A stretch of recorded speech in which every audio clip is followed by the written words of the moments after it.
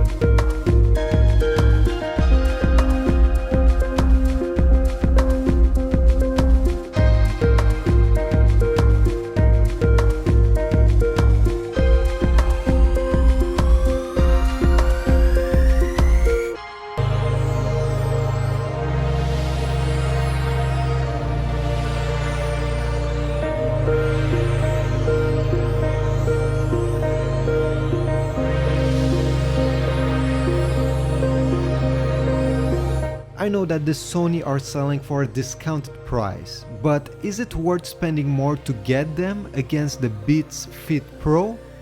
Please let me know in the comments below, and I will see you in the next one. Don't forget to subscribe and like.